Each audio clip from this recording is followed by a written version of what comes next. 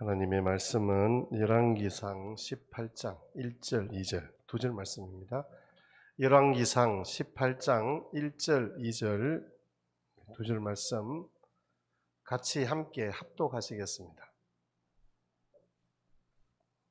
열왕기상 18장 1절 2절입니다. 구약성경 546페이지 같이 합독하시겠습니다. 시작. 많은 날이 지나고 제3년에 여호와의 말씀이 엘리야에게 임하여 이르시되 너는 가서 아합에게 보이라. 내가 비를 지면에 내리리라. 엘리야가 아합에게 보이려고 가니 그때에 사마리아의 기근이 심하였더라. 아멘. 여러분 어제 비 올 때 좀 겁났죠. 전둥 번개가 치면서 청년이 어제 수련회를 막 이제 시작을 했거든요. 우리 아이들이 청소를 하고 이제 목사님이 밖에서 숯불을 피우고 고기를 구우려고 하는데 막 비가 막 억수같이 쏟아지는 거예요. 제가 문을 막 얼른 열어서 보니까 청년들은 혼비백산하면서 다 도망을 가고 숯불이 덩그러니 밖에 나와 있는데 가만히 보니까 제가 멀리서 보니까 그게 이제 여기 처마 밑에 딱 옮겨놨더라고요. 아, 거기서 어제 우리 같이 고기도 구워 먹고 그렇게 또 진행을 했는데 오늘 본당에 고기 냄새가 약간 여러분이 아마 느껴지실 거예요. 연기가 많이 유입이 돼서 비가 오면 이렇게 저는 개인적으로 추억되고 기억되는 게 딱 비가 올 때와 안 올 때 두 가지가 있어요. 하나는 비가 안 왔을 때 한 20 수년 전에 경주에서 한 3년부터 5, 6년 정도 98년까지 비가 안 왔어요. 제가 여러분 그 경주 보문호 이러면 오리배가 유명하잖아요. 제가 7년 반을 있었는데 오리배를 한 번도 못 탔어요. 초반에는 그냥 뭐 이렇게 학교 다닌다고 시간이 없었고 나중에는 방학이 되고 이래 하고 아이들이 좀 커서 오리배를 타려고 하는데 보문호가 바짝 말란 거예요. 오리배를 안 띄우는 거예요. 그 정도로 그때 가뭄이 심하게 들었었어요. 비가 오지 않았어요. 비가 오지 않았어요. 그런데 아까 그게 좋습니다. 비가 오지 않았을 때가 훨씬 더 좀 힘들었던 것 같아요. 근데 비가 올 때는 어릴 때 그 생각이 설교 준비를 하면서 언뜻 떠올랐어요. 삶이 비처럼 내릴 때라는 제가 책을 봤거든요. 유대인 그 문학 여류 시인이 쓴 책이 있는데 삶이 비처럼 내릴 때 거기에 보면 비를 맞는 느낌이 어떤 것일까? 사람들이 비를 맞으면 막 기분이 별로 안 좋고 축축하고 막 별로 안 좋아서 비 맞는 걸 싫어하시는 분도 계시고 혹은 어떤 분들은 비 맞는 게 좋아서 비가 오면 그냥 막 이렇게 밖으로 나가시는 분도 계시고 그래요. 그런데 비가 오면서 자연스럽게 비가 우리 몸을 이렇게 적실 때 삶이 비처럼 내린다? 하나님의 은혜가 비처럼 내린다는 그런 의미가 어떤 것일까에 대한 기억이 났어요. 그게 뭐냐면 제가 국민학교 다닐 때 저는 비를 피해서 그때 우산이 없었죠. 시골에서 사실 우산 구하기도 쉽지 않고 비가 갑자기 오니까. 근데 정문 옆에 있는 비 맞지 않는 처마 밑에서 저는 뛰어가다가 거기 이렇게 비를 피해서 있는데 저쪽에서 교실에서부터 한 친구가 그냥 천천히 걸어오는 거예요. 비가 정말 많이 왔거든요. 근데 저 비가 저렇게 오는데도 비를 맞고 좀 그렇게 간다? 저는 사실은 속으로는 좀 신기했었어요. 나중에 불렀어요. 친구를 불러서 그 친구한테 너 왜 비 오는데 그냥 우산도 없는데 왜 그냥 걸어가? 이러니까 그냥 비 맞고 가면 되지. 집에 가서 옷 갈아입으면 되지. 이러더라고요. 그래 내가 속으로 그랬어요. 그래 니는 잘 사니까 옷도 마음대로 갈아입을 수 있고 운동화도 2켤레 있으니까는 그 운동화 젖어도 내일 다른 거 신고 오면 되겠지. 이런 생각을 저는 했더랬어요. 저는 사실 옷도 단벌이고 신발도 하나기 때문에 내일은 까딱 잘못하면 맨발로 오야 할 수도 있는 거예요. 그런 기억이 있어요. 그런데 그때 기억이 나면서 사람이 그 비를 맞을 때 삶이 비처럼 내린다는 그 의미가 저 친구에게는 아마 그렇게 느껴지겠구나 라는 생각을 했더랬습니다. 오늘도 본문에 보면 오늘 말씀의 내용들이 비에 대한 거예요. 하나님께서 기근을 당한 이스라엘 민족 이후에 3년의 시간들이 흘렀어요. 오늘 성경에는 3년이나 안 그러고 많은 날이 지나고 이렇게 이야기합니다. 많은 날이 지나고. 이 말은 그들이 경험하는 기근과 고통의 시간들이 오래되었다는 거예요. 그래서 이들 가운데서 비를 내리지 않고 그로 인해서 양식에 기근이 들고 사람들이 고통당하는 것이 어떤 것인지를 이제 알게 되었어요. 그러면서 하나님께서 다시 엘리야를 보내시는 장면이 나와요. 엘리야를 보내시면서 이제 내가 지면에 비를 내리겠다 이렇게 말씀하시는 거예요. 오늘 성경의 말씀의 전체적인 내용들은 제가 가만히 보니까 하나님이 우리에게 비를 내리신다는 것도 그건 너무나 당연한 이야기고요. 너무나 당연한 이야기고 여기에서 비를 기다리는 백성들의 마음이 보여지는 거예요. 그런데 그보다 먼저 하나님께서 이 이스라엘 백성들에게 기근을 보내시잖아요. 그래서 그 백성들의 굶주림과 고통 속에서 울부짖는 소리를 들으시잖아요. 그런데 하나님께서 3년이나 기다리는 거잖아요. 사실은 백성들이 비를 기다리는 게 아니라 하나님께서 이 백성들이 하나님 앞으로 돌아오기를 기다리는 고통의 시간들이었어요. 제가 그게 말씀을 준비하면서 느껴지는 거예요. 그래서 기근은 하나님의 기다림이었어요. 우리 같이 한번 받아가겠습니다. 기근은 하나님의 기다림입니다. 기근은 하나님의 기다림입니다. 1절 말씀 보시면 여러분 한번 눈으로 보십시오. 많은 날이 지나고 내가 지면에 비를 내리리라 이렇게 말씀합니다. 2절 말씀입니다. 기근이 심하였더라. 많은 날이 지났다 했는데 구약 기록을 보면 구약의 이 기록 상황을 보면 기근이 오는 이유가 있어요. 기근이 오는 이유가 뭘까요? 신명기 11장 10절에서 12절 말씀에 보면 같이 먼저 읽겠습니다. 시작. 네가 들어가 차지하려 하는 땅은 네가 나온 애굽 땅과 같지 아니하니 거기에서는 너희가 파종한 후에 발로 물대기를 채소밭에 댐과 같이 하였거니와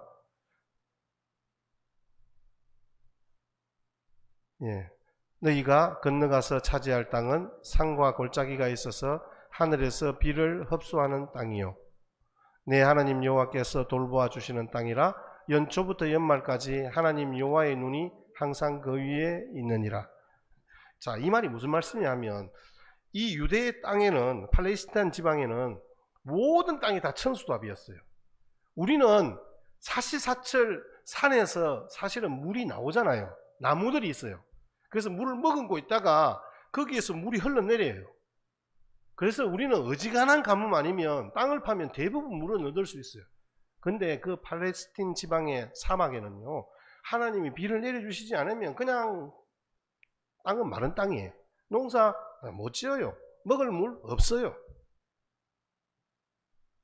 그래서 결국은 하나님이 비를 내려주시지 않으면 농사가 불가능한 땅이란 말이에요. 그런데 하나님께서 그 땅을 내가 친히 보살피겠다.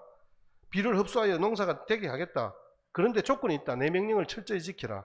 마음을 다해 여호와를 섬기라. 그러면 내가 이른비와 늦은비, 가을비와 봄비를 너희들에게 줄 것이다.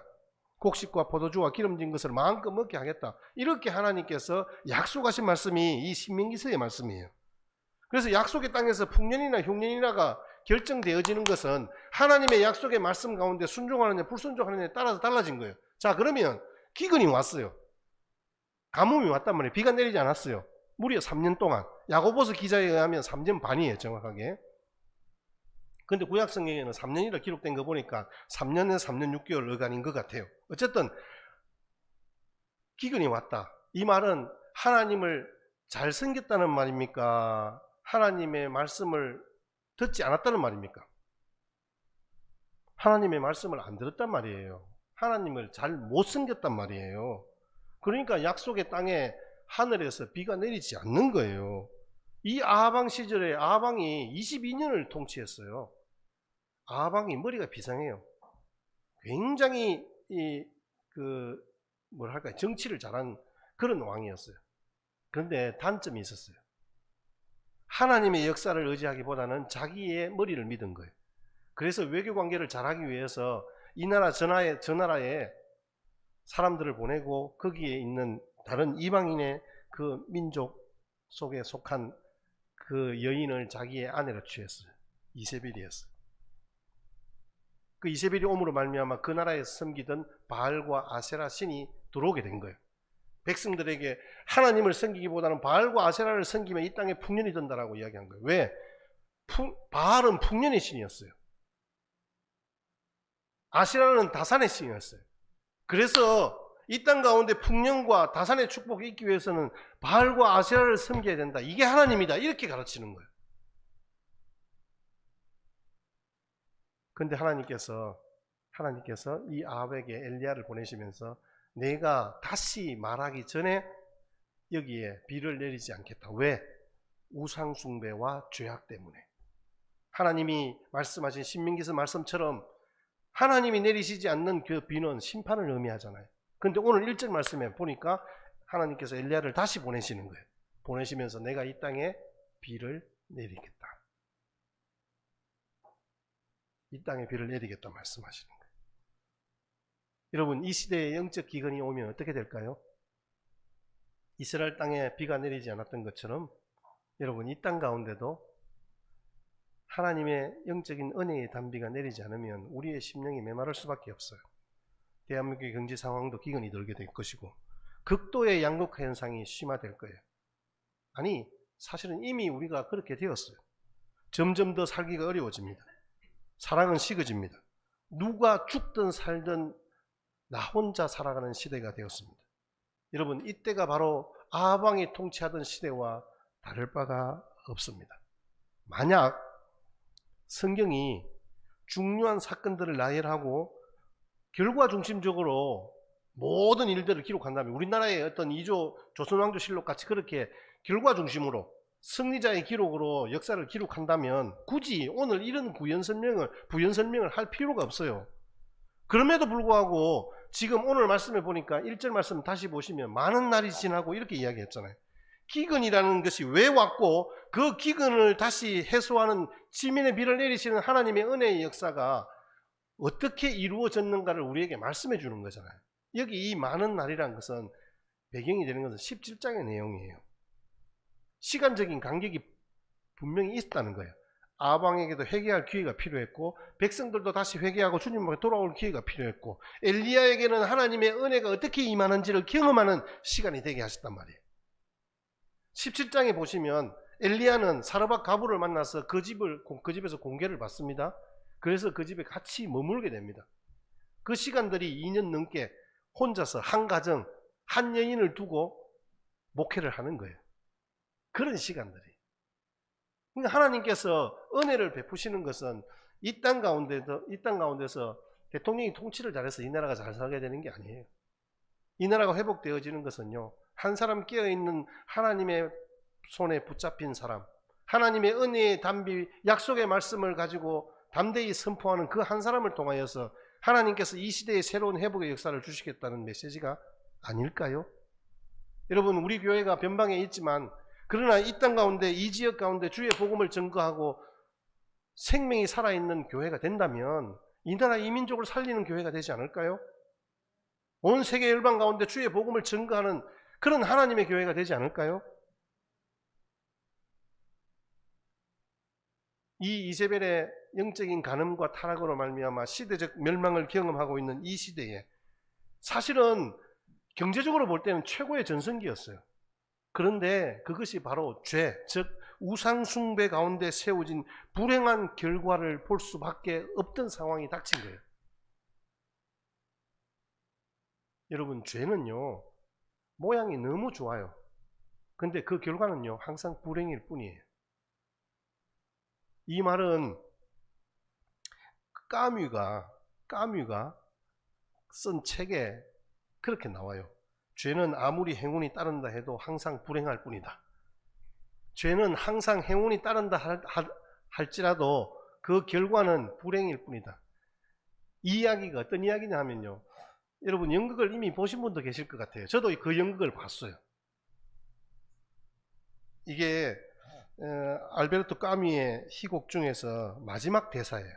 근데 이 작품 제목이 오해라는 그런 작품인데요, 아주 유명한 작품입니다. 사실은 우리 그 소극단 쪽에 가면 연극을 하는 분들이 이 오해라는 작품을 공연을 안 하는 뭐랄까요, 극단이 없을 정도로 사실은 사람들이 이미 아주 소재가 분명하고 메시지도 분명하기 때문에 이 연극을 주로 많이 채택을 합니다. 그 내용을 보시면요, 작품의 배경은 중부 유럽의 외딴 시골 마을에 작은 여인숙이 있는데, 그 여인숙을 경영하는 한 여인, 어머니가 있어요. 그 어머니가 아들, 딸이 있었는데 아들이 어린 나이에 집에서 나가서 가출을 합니다. 돈을 벌기 위해서 갑니다. 그런데 사실은 아들도 그렇고 어머니도 그렇고 그 동생 딸도 그렇고 굉장히 서로가 화목한 가정을 이루기 위해서, 나중에 잘 살기 위해서 굉장히 애를 씁니다. 근데 이게 점점 죄 가운데서 변질되어 버리니까 여인숙을 운영하면서 어머니와 딸이 그 여인숙에 묵으러 오는 손님들에게 좀 부자 같고 돈을 좀 가진 것 같다 그러면 수면제를 먹이고 죽이는 거예요. 시체를 도망내고 강물에 버리는 거예요. 이런 일들을 벌였는 거예요. 근데 어느 날 잘생긴 청년이 온 거예요. 20대 후반에 잘생긴 청년이 왔는데, 그 청년이 보니까 돈도 많을 것 같고 하니까 어머니와 딸이 예전 그 하는 것처럼 수면제를 먹이고 그 사람을 죽이고 강물에 버렸어요. 알고 보니까 그 남자는요, 27년 전에 집을 나갔던 아들 잔이었어요. 뒤늦게서 이 어머니와 딸이 그 소지품을 검사하면서 보니까 자기 아들인데, 그 두 사람도 시체를 버렸던 강물에 투신해서 자살로 생을 마감하는, 이게 그러면서 그 마지막에 이 까뮤가 한 말이, 죄는 아무리 행운이 따른다 해도 항상 불행할 뿐이다, 이 말을 남겼어요. 여러분, 우리는요 이 작품에서 보면 죄악의 관영함이 극치를 이룬다, 뭐 이렇게 이야기를 할 수 있어요. 이게 아합과 이스라엘의 어떤 시대적 배경이다, 우리는 또 그렇게 이해하기도 해요. 근데 여러분, 이러한 모든 것들은 결국은 하나님 앞에서 온통 우리의 시대가 바알로 넘쳐나는, 그래서 예로부터 아합과 같이 그 자신을 팔아 여호와 앞에서 악을 행하는 자 없으면 그를 그의 아내 이세벨이 충동하였음이라는 열왕기상 21장 25절의 말씀처럼, 오늘 이 시대도 그런 죄악의 결과로 말미암아 생겨진 불행의 결과물을 먹고 있는 거예요. 우리 시대에. 이 시대도 똑같은 말씀이 적용되어지잖아요. 우리가 그리스도인이면서 욕망과 부귀를 위해서 하나님이 아닌 다른 것들을 생각하면요, 이 끔찍한 결과를 우리의 결과로 받아올 수도 있다는 말씀이에요. 여러분, 이게 얼마나 비극입니까? 내 손으로 살인한 그 대상이 내 아들일 수도 있다는 거예요. 몇 년 동안 비가 오지 않으면 먹을 것이 없어요. 단수를 하기도 합니다. 밭에 식물은 타들어가고 먹을 물이 없어요. 정말 심각한 상황에 놓이게 됩니다. 물이 공급되지 않는 사막에서는 말할 것도 없죠. 그런데 하나님께서는 이 시간을 선지자 엘리야나 주의 백성들이나 하나님의 백성들에게조차도 아무 말씀을 하지 않는 그런 침묵의 시기를 지나게 하십니다. 말씀하시지 않는 그때가 바로 기근의 때이지 않습니까? 하나님의 말씀이 들리지 않는 그때가 영적으로 기간한 때가 아닙니까? 근데 여러분, 우리는 이때에 우리가 힘들다 이렇게 이야기를 합니다. 근데 진짜 힘든 사람이 누굴까요? 진짜 힘든 분이 누굴까요? 이 시간을 참고 기다리시는 하나님이 제일 힘드신 분이에요. 여러분, 그런 그 기갈이 해결되기를 기다리시는 기다림은요, 하나님의 기다림이라는 말씀이에요. 하나님께서 우리를 기다려주시는 시간이에요.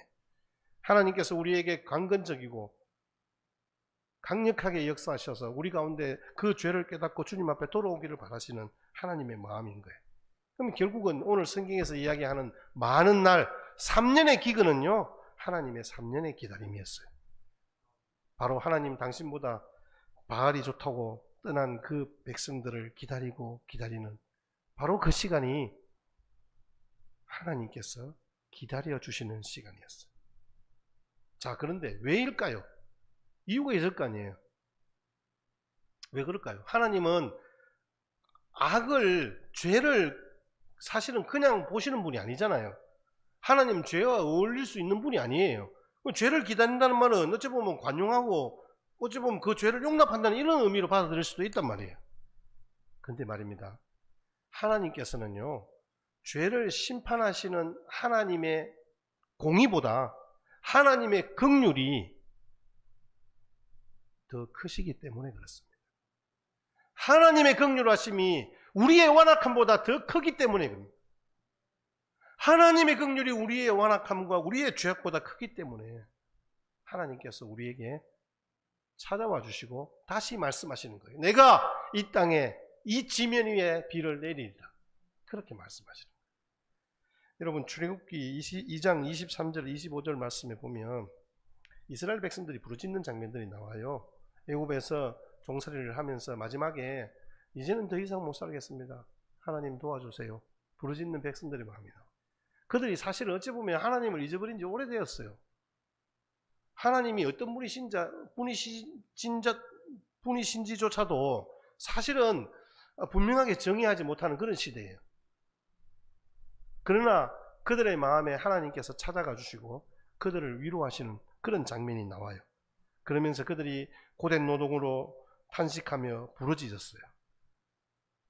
그들의 부르짖는 소리가 하나님 앞에 상달되었다고 말씀합니다. 하나님이 그들의 고통을 들으셨다고 말씀합니다.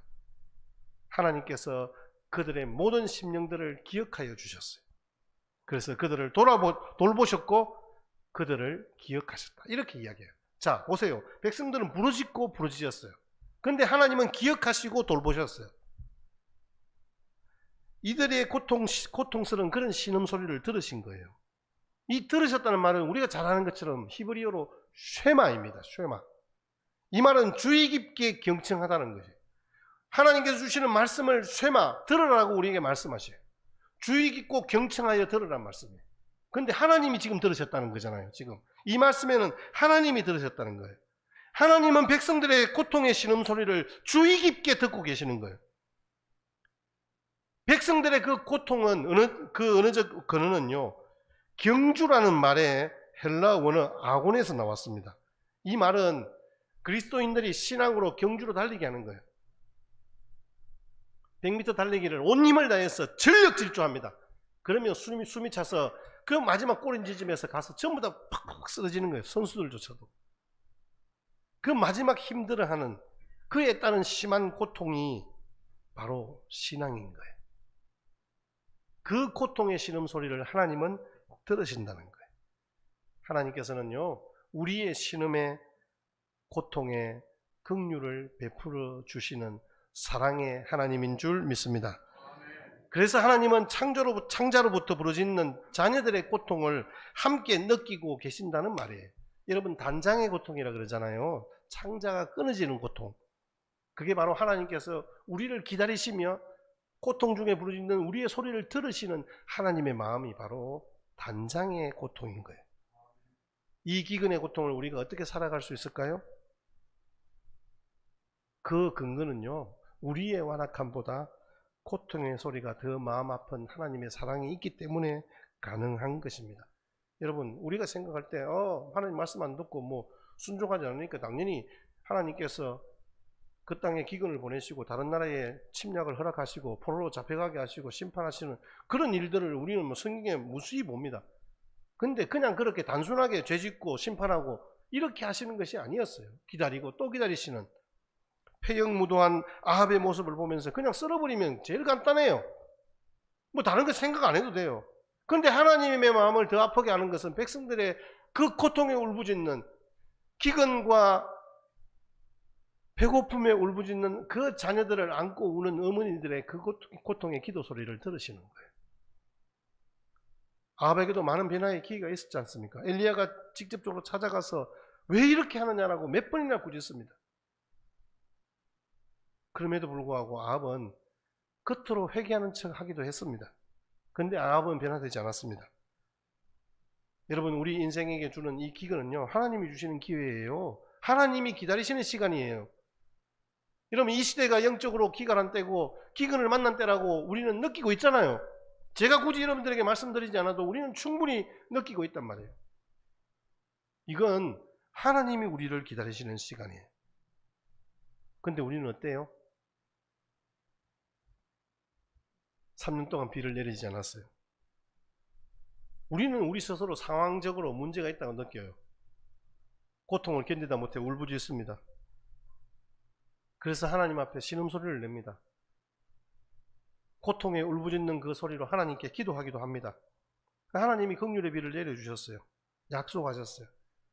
근데 우리의 문제를, 우리가 생각하는 단순한 문제를 해결해 주신 것이 아니에요. 하나님은 우리의 가장 근원적인 문제, 우리 가운데 생명의 단비, 은혜의 단비를 내려주시겠다라고 주님께서 우리에게 말씀해 주시는 거예요. 우리는 원래 죄에서 돌아올 힘조차도 능력조차도 없는 사람들이에요, 여러분. 우리는 죄에 빠져 있으면요, 죄로 인해서 우리는 죽었어요. 제가 여러분들에게 가끔씩 설명을 드립니다만은 죽은 시체는 말이 없잖아요. 우리는 죄로 인해서 죽었던 심령들이에요. 감각도 없고요, 의지도 없고 생각도 없어요. 근데 하나님께서 우리 인생에 긍휼을 베푸시고 생명을 부여하시고 은혜의 단비를 내려주심으로 말미암아 하나님의 생명의 역사들을 이어가는 하나님의 자녀로 우리를 세우신 거잖아요. 지금 이스라엘 백성들이 어때요? 왕의 우상 정책에 무조건 순종하는 그 백성들의 무지를 하나님이 불쌍히 여기신 거예요. 바알신의 매력과 아세라신의 쾌락은요, 무지한 백성들에게 달콤한 사탕과도 같았어요.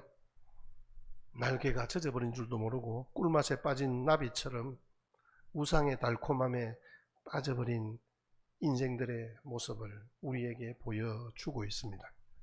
마귀에게 끌려가는 인생들을 찾아오셔서 구원을 베풀어 주시는 하나님의 긍휼, 예수님께서 모든 죄의 문제들을 십자가로 지시고 우리를 위하여서 죽으신 하나님의 사랑이 우리 가운데 부음바 되어진 거예요.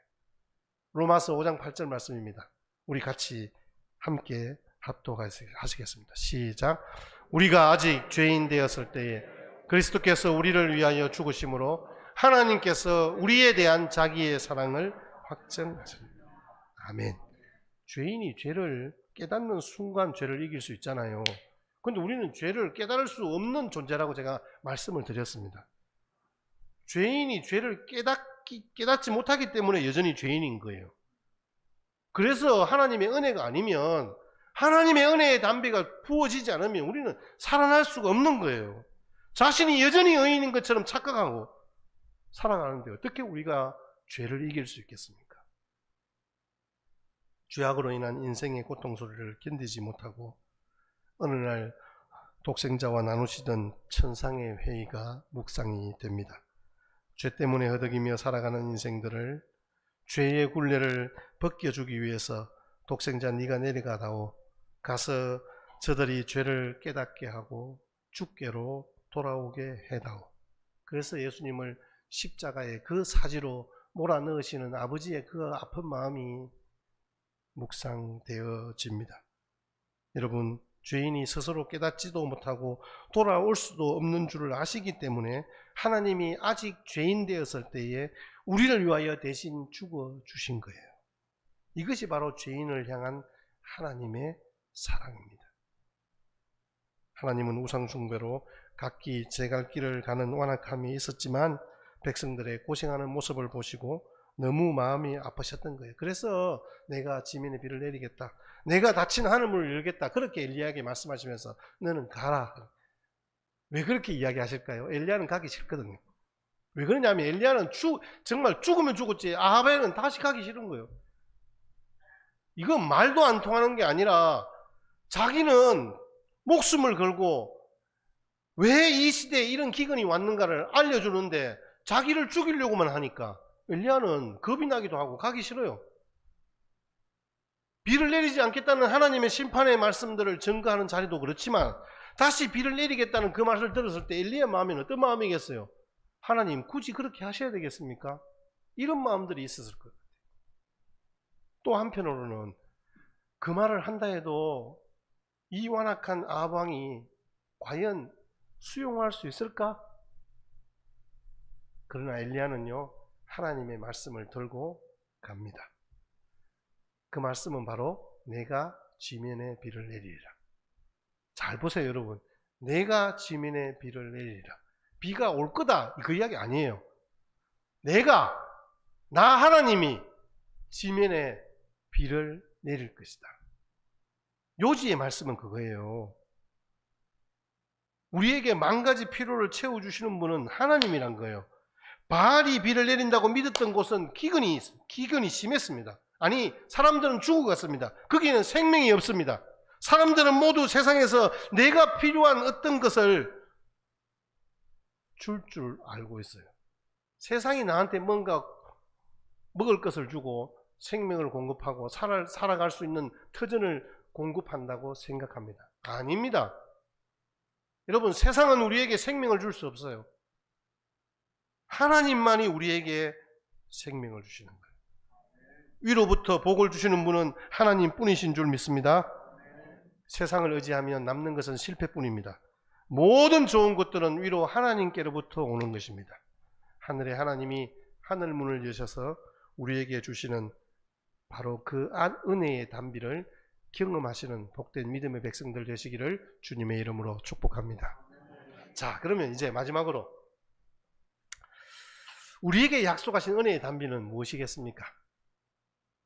저는 오늘 엘리야를 통하여 아합에게 주시는 하나님의 말씀이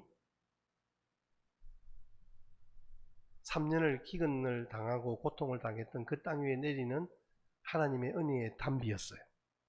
동일하게 영적인 기가를 맞이하는 지금 이 시대에 우리 인생들에게 주시는 하나님의 은혜의 단비는 무엇일까요?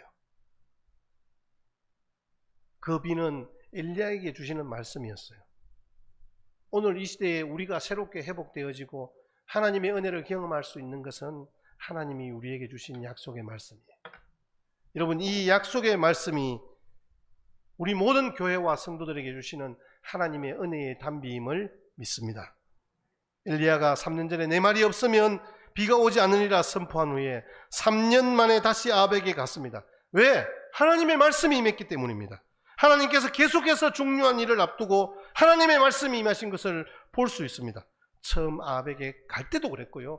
그리시네가에서 이 엘리야를 먹일 때도 그랬고요. 사르밧 과부에게서 가서 그 과부에게 베푸시는 하나님의 은혜를 전달할 때에도 동일하게 하나님의 말씀이 임했습니다. 자, 이제 온 지면에 이제 내가 비를 내리겠다는 그 말씀도 하나님께서 엘리야에게 주신 말씀으로 통하여서 부어진 하나님의 은혜였어요. 오늘도 하나님이 말씀하시면 움직이는 거예요. 그래서 하나님께서 말씀으로 감동을 주실 때 우리는 즉각적으로 순종하잖아요. 우리의 삶에 우리의 동력이 되고 우리에게 하나님이 주시는 영적인 은혜의 단비는 결국은 말씀으로 임하는 거예요. 엘리야는 죽음에 대한 두려움을 말씀의 강력한 힘으로 극복해 갔습니다. 지금 이 시대 우리 모든 그리스도인들도 아합과 엘리야의 모습이 대조적으로 보여지고 있잖아요. 하나님께서 말씀을 동일하게 주시는데 아합은 전혀 받지 않아요. 그러나 우리 모든 그리스도인들에게 하나님이 주시는 약속의 말씀들이 아멘 되어질 때에 하나님과 우리 사이를 연결해주는 연결고리가 되고 직장과 가정에서 우리의 삶의 인생길에 하나님께서 내려주시는 은혜의 단비를 경험하게 된다는 사실입니다. 여러분, 하나님은 언제나 말씀하시고 우리에게 그 말씀을 들려주십니다. 말씀이 들리지 않으면 사실은 하나님도 없습니다. 하나님이 하나님 되기 위해서는 말씀이 내 안에 침투해 들어와 나의 영혼과 마음을 진동시키는 것, 그게 바로 하나님께서 우리에게 말씀하시는 은혜 주시는 거잖아요. 말씀만이 나를 변화시키는 줄 믿습니다. 여러분, 우리가 만나면은 진임과 서침이 있다 그래요. 우리 서로 이렇게 만나는데 진임과 서침이 있다 그래요. 서치는 것은 그냥 지나가는 거잖아요. 바람처럼 그런 것이 있었지 라는 거예요. 근데 진임은 뭐예요? 내 가운데 뭔가가 남았단 말이잖아요. 말씀이 내 가운데 진임되어진다는 것은 그 말씀이 내 가운데 감동하시고 성령으로 역사하신다는 말씀이잖아요. 말씀이 없는 삶은 언제나 허무하고 공허합니다. 우리는 모두 아합이 될 수 있는 부족한 인간들입니다. 그러나 말씀이 우리에게 찾아오시고 우리 가운데 그 말씀이 진임으로 남겨질 때 우리의 삶은 이제는 더 이상 죄악으로 이 땅을 심판하시는 하나님이 아니라 은혜의 단비로 지면에 비를 내리시는 하나님의 놀라운 은혜의 역사들을 경험하는 복된 하나님의 자녀들로 세움받게 될 줄 믿습니다. 여러분, 문제가 있습니다. 여러분, 우리 가운데 문제들이 참 많이 있어요.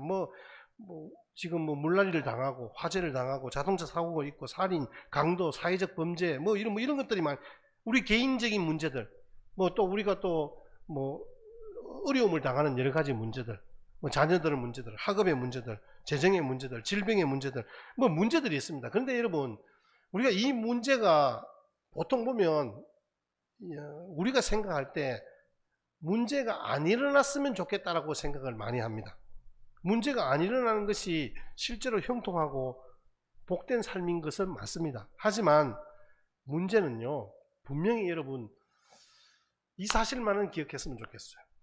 이러한 문제들은요, 하나님의 메시지입니다. 하나님이 우리에게 말씀하시는 거예요. 우리가 질병을 당하는 것도 하나님이 내게 말씀해 주시는 것이 분명히 있습니다. 내가 사고를 당하는 것, 하나님께서 내게 말씀하시고자 하는 것들이 있다는 말씀이에요. 선지자 엘리야가 무대에 등장하던 찰나에 북이스라엘의 문제는요, 철저한 죄의 문제였습니다. 우상숭배의 문제였습니다. 그런데 우리는 어때요? 우리는 필요를 구하잖아요. 그 땅에 왜 기근이 왔는가를 생각 안 하는 거예요. 그냥 하늘에서 비를 내려주세요. 비만 내려오면 모든 것이 끝입니다. 다 해결됩니다. 그럼 우리는 해결점만 찾는 거예요. 우리에게 필요한 니즈만 구하는 거예요. 그래 되면 근본적인 문제가 해결이 되지 않습니다. 하나님께서 우리에게 말씀하시는 하나님의 메시지, 하나님의 마음이 우리 가운데서 충분히 공감되어지는 그런 은혜가 있었으면 참 좋겠습니다.